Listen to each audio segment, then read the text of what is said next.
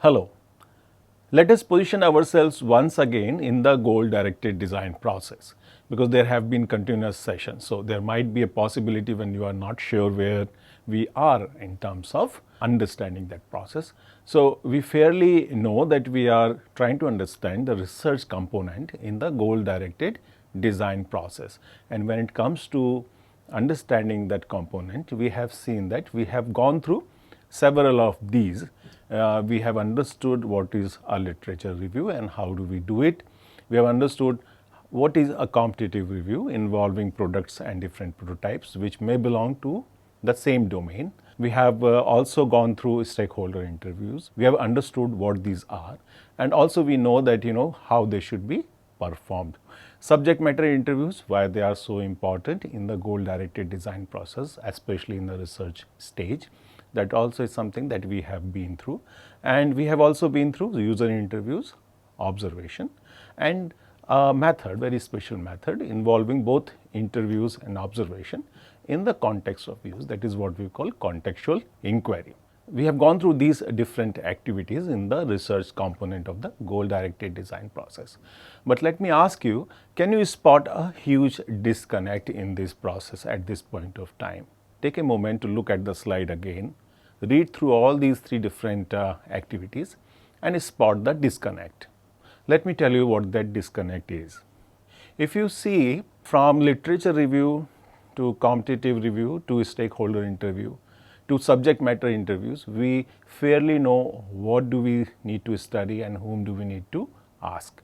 But right after the subject matter interviews and before you approach your users in terms of their interviews, observations or contextual inquiry, you need to ascertain, you need to really find out whom do you consider for these activities. So, what are these activities? User interviews, observation, or a method like contextual inquiry, which involves both observation and interviewing in the context of use.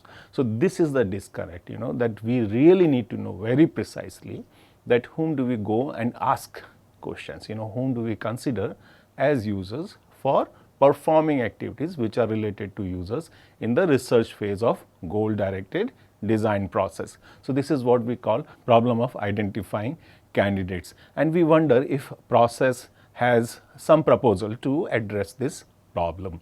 We do find out that there are certain proposals through which we can address this problem. We can know whom do we go and approach in terms of conducting user interviews, observation, or something like contextual inquiry. Okay, so your entry point towards identifying your candidates starts with something called the persona hypothesis. We have spoken about it earlier, if you remember, in one of our earlier sessions when we were talking about domain model and user model. We had an understanding of domain model in terms of workflows and information flow, and an understanding of user model in terms of persona. At that point of time, we have come across persona briefly. So, now in this goal directed design process, designer's entry point when it comes to identifying who are the most probable candidates to interview when it comes to user group identification, the persona hypothesis once again comes into picture. It is also known as we had discussed, it is also known as user model or user archetype. The point is, it's a hypothesis. It's a bit hypothetical in nature. It means that one has to imagine it.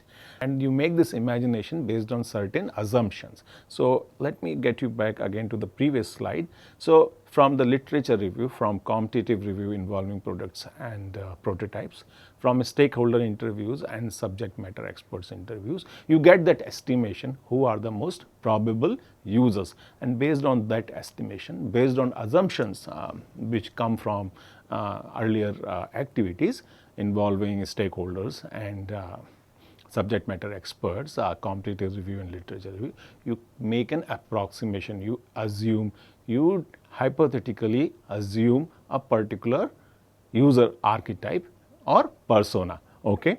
So, attributes are arranged with respect to likely behavior pattern. So, when we say likely behavior pattern, it is what your estimation is, right. So, your stakeholders might have told you, or your subject matter experts might have told you or out of a competitive review or product and prototypes, you might have come across the likely behavior pattern. So that is why we are saying that attributes of our persona are arranged with respect to likely behavior pattern or relevant factors affecting those behavior patterns. Now, these two are different things: patterns themselves, behavior pattern themselves, and the factor affecting those patterns. So that is why we have made a differentiation when we are saying that attributes are arranged with respect to likely behavior pattern or relevant factors affecting those behavior pattern.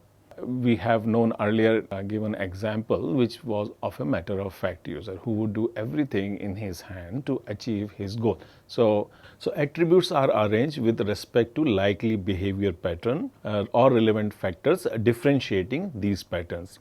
An earlier known example is of a matter of fact user archetype. Imagine the time when I had asked all of you to consider booking a Tatkal ticket or a priority ticket. You would do everything in your hand, you would use every possible platform, you would log in through several modes to achieve that end. So that is a matter of fact user archetype. Behavior patterns. Now look at these behavior patterns and factors affecting behavior patterns separately. So I am going to give you a few examples that will help you understand behavior patterns. So let's say one of the behavior pattern could be people who treat time as a premium. Okay, so these are the people, if you ask them, they would say that I need to find the information fast because I have classes to conduct. So there might be people associated with academics who were required to take classes. So they are pretty much, they need to find information fast because they have classes to teach or classes to conduct. I don't waste even a single minute in office because I need to take care of my kids. So imagine parents with their kids in nuclear families. Now parents, when they are out in the office, they tend not to waste even a single minute because they have to get back to the office and to take care of their kids. So these are the archetypes. These are the archetypes where time is treated as a premium commodity.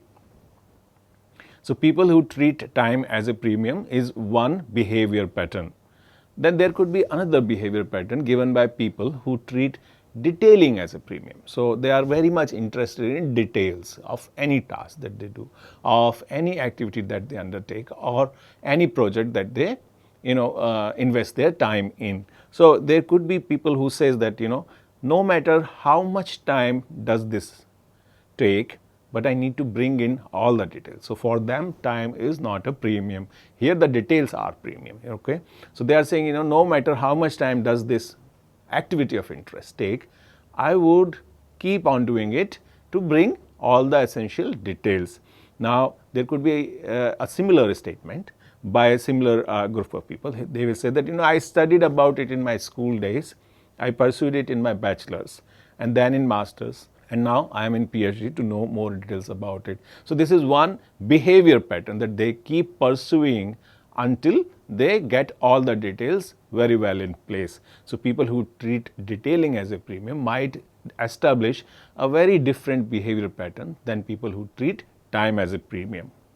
There could be another set of behavior pattern also. So listen to these two statements. Most often, I listen to my music of interest only over the weekends. Rest of the days, I don't mind listening to the ever active FM channels with advertisements and so much of news, but a very little music. So these might be the user archetypes corresponding to an activity which is listening to music. So the first statement, kind of sums up attributes of a persona who listens to music very seriously over the weekend, and all throughout the weekdays he or she doesn't mind listening to FM channels with so much of advertisement and news, but a very little music. So they are serious listener of music only over the weekend. So if you are a member of a design team who is interested in designing a music playing application or a music organizing applications, you can very well consider an user archetype like this. There is another user archetype. Let's say I love listening to FM channels. It resonates with the hustle bustle of my daily commute to the city and my lifestyle. Okay, so there might be people who would render statements like that they would actually like listening to FM channel because it kind of resonates with their hustle bustle of their daily life. It kind of resonates with their frequency of doing so many activities in a very single day, and it suits their lifestyle. So these two user archetype with respect to an activity of listening to music might be very important for you to consider if you are one of the member of the design team designing a music application. Okay, now comes factors differentiating these behavior patterns. We also call them behavioral variables. So these might be attributes in terms of age, location or demographics. You can see people considering demographic details in most of the user research studies. Gender can also be one of the behavioral variable. Then knowledge of technology and knowledge of domain. These are two essential things which in mostly all the design team members involved in the research phase, they do consider, because essentially it is about, as we had said earlier, that an interactive product that is getting designed will address to a particular domain. And since technology is involved in designing those interactions, so it is very essential to kind of know knowledge of technology and knowledge of domain. So, the different persona may have varying knowledge of technology, different persona may have varying knowledge of domain. So, that is something which you would like to know in this particular phase. Now, environmental conditions, so for example, while you are designing persona, it really makes sense when you are designing applications for enterprises and for industry use. So, it really makes sense to kind of consider the environmental conditions also while you are coming across your own persona hypothesis. Okay, so you need to consider certain environmental conditions. For example, these conditions could be the size of the company, whether it's a small enterprise or it's a big company. So, for example, in a small enterprise, people take up different roles. Actually, they put up different hats, and then they do one thing and the other thing, and then the third thing. Okay, so they take up different roles, and they are very well synced with each other. Like for a small company to grow, even that is essential requirement. So they take up different roles and they are very well synced. While in case of a bigger company, people would take specialized roles. So there would be someone who would do only an activity A, and then there are hierarchies within their placement. So they are communicating with each other, but following a certain hierarchy. So that is what we call the environment. Okay, so if you are considering to design your persona for enterprise application or for an application to be used in industry, you should definitely consider environment as the behavioral pattern. Okay, so apart from company size, there could be other things which may come under environment behavioral variable. Okay, so you should consider environment as a behavioral variable.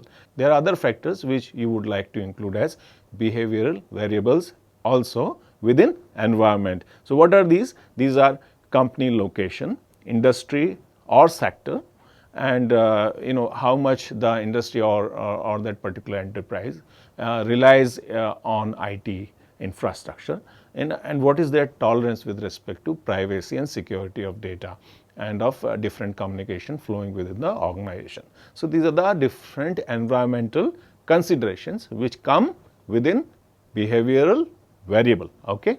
So, let us also consider that for an interactive consumer product, because there are a lot of consumer products that are available in the market. So, when it comes to consumer products like that, you would also like to consider a different set of more nuanced behavioral variables. What are these? So, let me just first tell you about the interactive consumer product examples. Okay.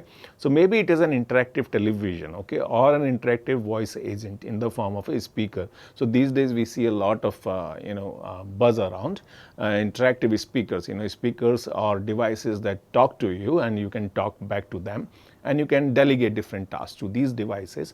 Essentially, if you even look at the way these proposals are made, they would show you a typical setup of a house where someone is there along with few other people. They are trying to delegate tasks to this device, which in turn is delegating it further to different devices. So, there might be a speaker which listens to you when you say put on the television, and the speaker puts on the television. Okay. So, here you want to consider more nuanced behavioral variables, like where it's users stage in life, because there are people who are involved, like these are family settings, right? So there are people involved across different stages of life, so single, whether it's what the marital status is, so single or married, whether they have young children or older children, or other situations. Okay. Now, once you know that, what are different behavior patterns and what are different factors which affect these patterns, and you kind of also know, whether you need to go nuanced in terms of consumer product or in terms of industry product. So once you have that knowledge and you have designed your persona, now you want to, based on that persona, you want to secure access to different user groups, because you have, let's say, 3 personas which kind of indicate 3 different user groups. Now it is the next activity that you secure access to these 3 different user groups. So when it comes to securing access to candidate, your enterprise could help you. People who have commissioned the project could help you. So enterprise or company officials may facilitate access to different user groups. So, if the intended product is meant to be used internally, enterprise or company would ask their employees to be your users. And a loyal user group, maybe if the product is meant to be consumed by the users, maybe the enterprise has a loyal user group which they have kept on board to help you in the design process. So the enterprise or the company may help you secure access to the candidates. In cases when this is not possible, then you can also seek help from firms which specialize in finding user groups. And there are, recently we have seen that there are crowdsourcing platforms also which are providing you access to different candidates. So you can log into one of these crowdsourcing platforms, you can list your requirement, and then there are different people who would work for you as part of crowdsource protocol. Okay. And at last, if if you really find it's all very different, then you can approach your family or friends to work with you as users. That is a last resolve in most of the cases. Now, what are the interview phases? So you see, we have done 3 things by now. We have kind of understood how to basically select user groups, which is, how do you create a persona and what are the constituents of this persona. Then we have understood the second thing is that how do you secure access to the different users. So now assume that you have secured access to different user groups. Now the real act of interviewing has to begin, and there are different stages, there are different phases within the interviewing process also. So there are 3 different phases, as you can see on your slide. And these phases are based on chronology. I mean, the order of occurrence, these phases are based in the order of occurrence. Okay, so that's what we call chronology. The knowledge of user behavior patterns grows with each phase, So as you complete phase 1, you have a particular knowledge, and when you embark onto phase 2 and you complete phase 2, your knowledge grows about user behavior patterns, and by the end of phase 3, it is expected that you have adequate knowledge about user behavior patterns. Okay. So, it's almost like the phenomenon of funneling down from gross details of behavior and goals to, finer details of functions and tasks. And you would appreciate that, functions and tasks are based on behavior and goals. So there is a relationship between behavior, goals, and function and task. So gross details of behavior and goals, might be the focus in the earlier stage of interviewing, while the focus of the later stages or the final stages of interviewing would be finer details of functions and different tasks. So there are 3 different stages chronologically defined. The first one is the interview, which is happening earlier. So we call it early interviews, then middle interviews, then late interviews. Okay. Now what about early interviews? So they are more exploratory in nature. They are, you can explore different dimensions of user interaction and his environment and his context of use in the early phase of the interview. So you can gather users' understanding of the domain or technology, that also you can do. It has got a broader focus. So remember the figure of funneling down, there is a broader focus from gross details to finer details. So it has got a broader focus, and more open-ended questions are included. And let me give you example of these open-ended questions, but keep these 4 things in mind about the early interview. What are these? Exploratory in nature, gather users' understanding of domain, broader focus, open-ended questions. Okay. Now, with these 4 things in mind, let us look at what these open-ended questions look like. Okay. So, you could ask a question like, as we sit before your desktop computer, and you imagine that you have a user next to you, you are telling this to the user saying that, as we sit before your desktop computer, would you walk me through a typical day when you use it for different reasons? So, you see that this question is pretty much open-ended. We are asking him more to narrate. It's a tour-based questions, like he would tour you around different activities that he accomplish or undertake with the involvement of the computing machine. Okay, and we say that as we sit before your desktop, would you walk me through a typical day when you use it for different reasons? Okay, so now can you describe what you are thinking or feeling as you arrive to attend your day's work in office? Okay, so that is also one of the open-ended question. You can see that the question is pretty much an open-ended one. You are asking them to describe their thoughts and feelings as they arrive to attend their work in office. So, we are considering the context of office. For a different context, these questions would change. Can you tell us some of your favorite experiences in office? So, this is also pretty much a open-ended questions. So, if you see that there are 3 questions which are pretty much open-ended in nature, and in the early phase of the interviewing, you should involve questions like that. Now, we come to the middle phase of interviewing. We call it middle interviews. Okay. So, pattern of use start emerging. Remember the intent that we had in mind as a design team member. We were intended to find out behavior patterns. Okay. And so, during the middle stage of the interviewing, these patterns start emerging, surfacing up. Okay. And you have to follow up with more clarifying questions. Okay. And these questions, these clarifying questions may be focused on relevant parts of the domain. Okay. So, let me give you an example about middle interview questions. But first, again, keep these 3 things in mind. Pattern of use start emerging, follow up or clarifying questions need to be asked, which have to be focused on relevant parts of the domain. Okay. So, now we are moving on to seeing the examples of middle interview questions. They look like this. Okay, so again imagine that there is a user towards the right of me, and I would ask such a question to this user saying that, so you describe some applications which you routinely use in your office to manage your time. Okay, would you imagine something is still missing which you could have used? Okay, so you see, in this particular question I am asking my user about this activity of time management. And I am saying that you have told me that you use a certain set of applications for managing time, but you still think that there could be something else, there is something missing, or some of these applications waste your time or doesn't prove to be more fruitful. So, you are asking this question which is in the middle phase of the interview, which is more focused around, which is more clarifying in nature. So, it is focused around the parts of the domain. Okay. So, you describe some applications which you routinely use in your office to manage your time. Would you imagine something is still missing which you could have used? Okay. And the other form of this question could be, let me ask you, would you usually use X term to describe your thoughts and feeling when you arrive for work, or you are just using it with me because I am asking you?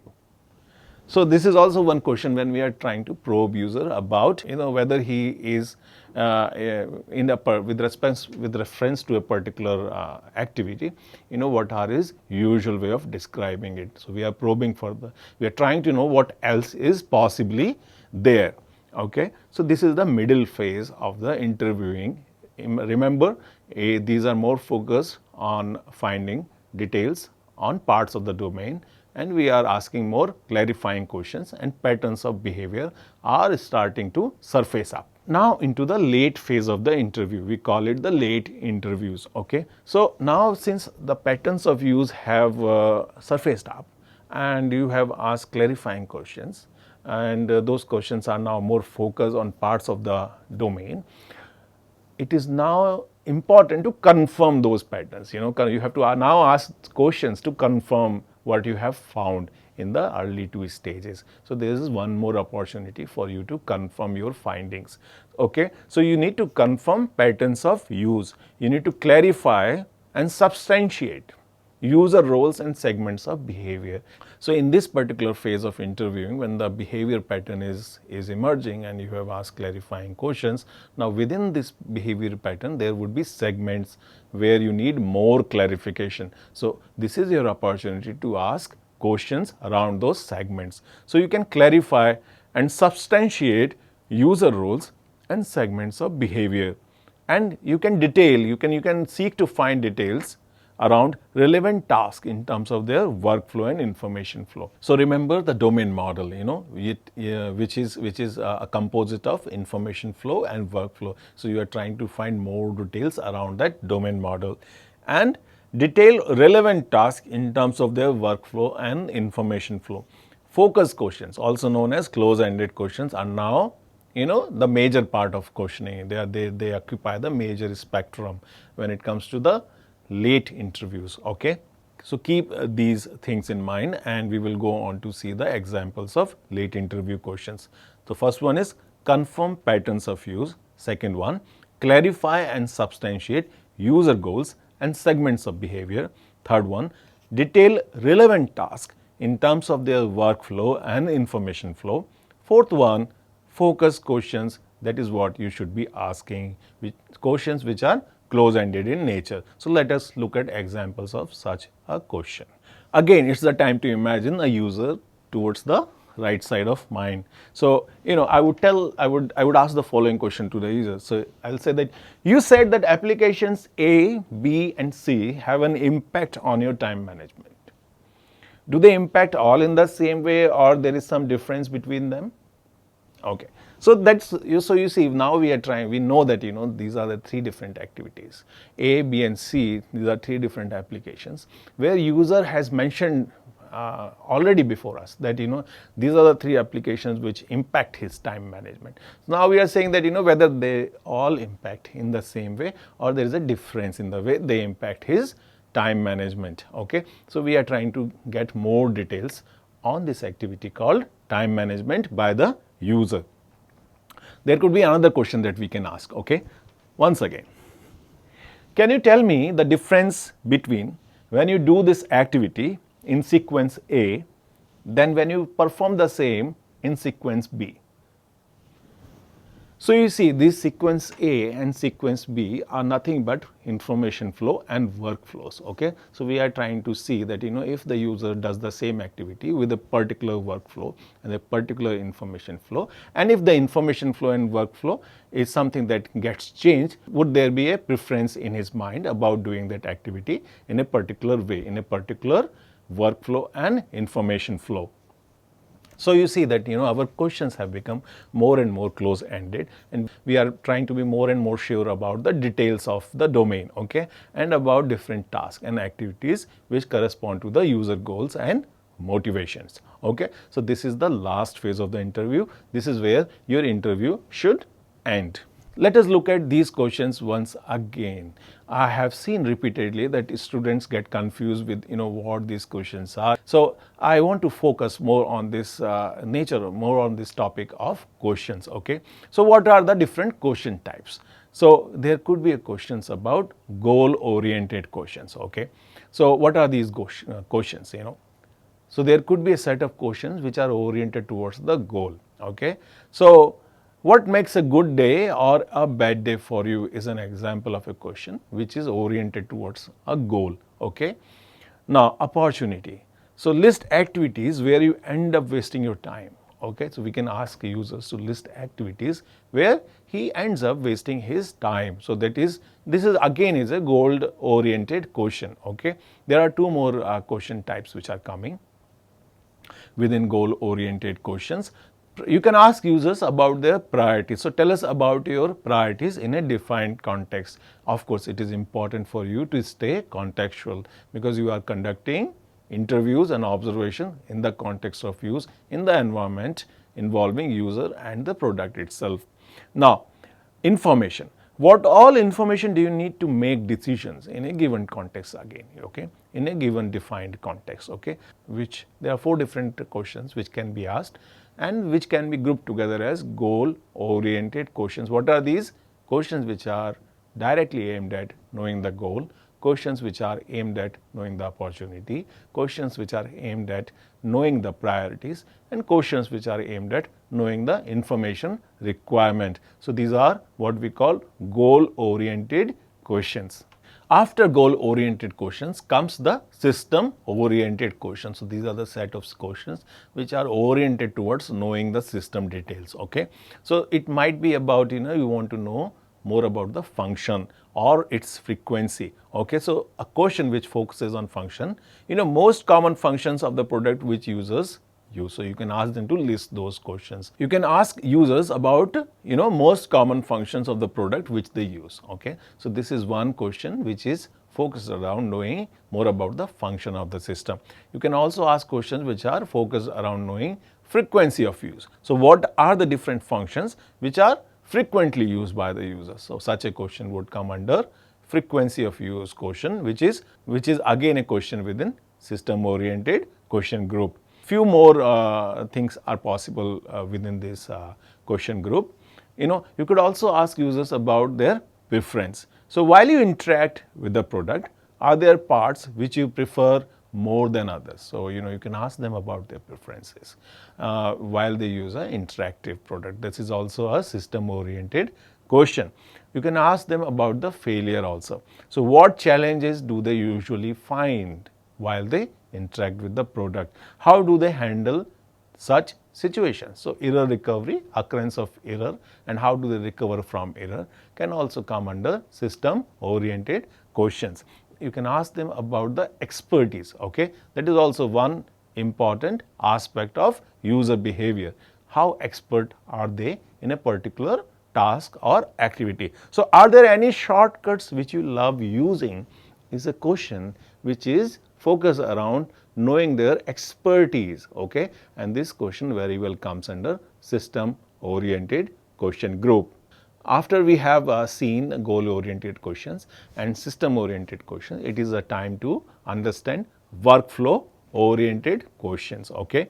So, these are the questions which could be around the process. So, how do you conduct your day typically? What do you do first and what follows subsequently? So you are trying to know about their sequence of activities, workflows, different activities, parts of those activities.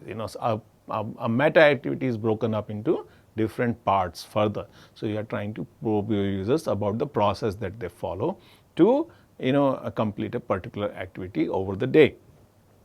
How do you conduct your day typically? What do you do first and what follows subsequently is a question about the process, and you are trying to know more about the workflow. Okay. It could be also about the occurrence. Okay. So, are there any repetitions in what you do? Have you laid your activities separately as daily, weekly or monthly? So, you can ask them about how many times do they do a particular activity, or whether they have a schedule for a particular activity. So, that is also something which is about the occurrence. Okay. So, these are the questions which are about the workflow orientation. Okay. Then there could be a question about exception. Okay. So, are there any surprises which sometimes break your typical day routine? Here in this question you are trying to know, what are different things that may occur accidentally which may hinder his typical day routine. So, you are trying to know the exceptions to the routine. Okay. And this will help you know more about the workflow.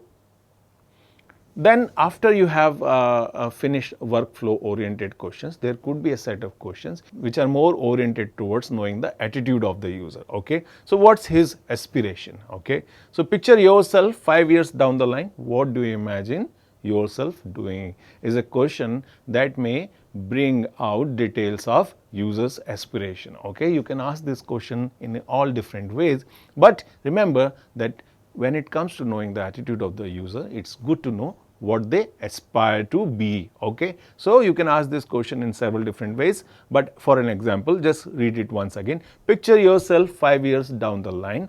What do you imagine yourself doing is a question which is aimed towards knowing the aspiration of the user and in turn his attitude. Okay, so you also would like to know what does he avoid, what does he try to avoid. Are there activities which you avoid doing is a question which will tell you about what are different things that your users are trying to avoid. Again, a good understanding of attitude of the user. And one of the essential things that you should never miss is to know their motivation. So what motivates you to do this every day? Are there moments which you enjoy the most? Okay, so let me tell you one story. What you are seeing in the picture is a ticketing official who issues ticket in a metro station, and one of the things that he loves doing is to guide different visitors and tourists. So somebody who is doing a particular job of issuing tickets might like to do something else altogether. He loves as a part of his job of issuing tickets, he often come across tourists and visitors and backpackers who ask questions to him, and he loves being a guide to them. So that is something which is about motivation. So what motivates people is something very essential to know when it comes to conducting user interviews and user research. Now let us do a quick recap of most of the things that we have learned till now. So if it comes to interviewing, you need to stay contextual during probing, something that you should always remember. Do not interview users in a white room in a laboratory area which is comfortable to you. Rather, as a design team member, you are required to go into the field, interview them, and observe them at the same time when they are interacting with different products in their natural environment. So it is very important to stay contextual during all the probes that you conduct. Avoid a fixed set of questions. So as we have seen from all given examples of the question, we had questions which were open-ended, and when we had questions which were close-ended. So we had questions which gave us gross details. We had questions which were giving us gross details of the activity. Then we had questions which were giving us finer details of the functions and tasks. So you include both of these kind of questions, open-ended questions as well as close-ended questions. Follow a master apprentice model. So if you have attended the session on contextual inquiry, you would understand what a master apprentice model is. While you are approaching and conducting interviews with the users, it's good to treat them as master craftsmen, and you yourself become the new apprentice that they had for that duration. And with this relationship, you conduct the interview. Okay, what it brings is a more nuanced and minute details of the task which is of interest to you as a design team member. Stay focused on goals and not on tasks. We had said it repeatedly. Choose to avoid discussions on ways of developing or designing. So, what are these ways of developing or designing? And ways of designing is something that designers are concerned with. Now, if you ask your users to raise discussions on ways of designing or developing, remember that your users are neither the developers or designers. Okay, so you should not engage them. You should try to avoid discussions on technology, which is how do you go about developing it, or you should also not consider them as you should also not stay focused on goals and not on tasks. This is something that we had repeatedly understood. Okay, so now we are moving to the next one, that is choose to avoid discussions on ways of developing or designing. So what are these ways of designing or developing? So ways of developing are concern for the development team, and ways of design are a big concern for the design team. So when you are approaching your users, keep that in mind that your user is neither the developer or the designer. So you should avoid discussions on design or technology, or more specifically ways of how to develop it, whether I use this technology or that technology, that you should leave for developers, and whether this way of designing would work better than that particular manner of designing. That task also you leave it for designers. You should only gather information about the domain and their different contextual understanding, users, goals, motivations, their context of use, their environment, and how do they perform, and what all different tasks do they perform, and what are their goals. And while you are asking and seeking their responses, you should encourage them to tell you narrations. Okay, so ask them to narrate their experiences. A complete sequence is far better than a momentarily done action. A knowledge, so when you basically hear about users narrating their experiences, you get a sense of the complete sequence, not a momentarily action that they might have taken at a particular time or moment. Okay, so ask them to narrate their experiences. So can you show me how do you do this? Is one show and tell question. So you are asking them to give you a walkthrough of how they would do an activity. So can you show me how do you do this? And avoid leading questions. So wouldn't this feature help? Does this, which may be a specific design idea in the mind of the interviewer, does this seems a good idea for you? That is not right, isn't it? That is not right, isn't it? This is easier for us to design. Would this be okay with you? Are all examples of leading questions where you are trying to gather a certain response in a certain direction. Okay. So wouldn't this feature help? Does this seems a good idea to you? That is not right, isn't it?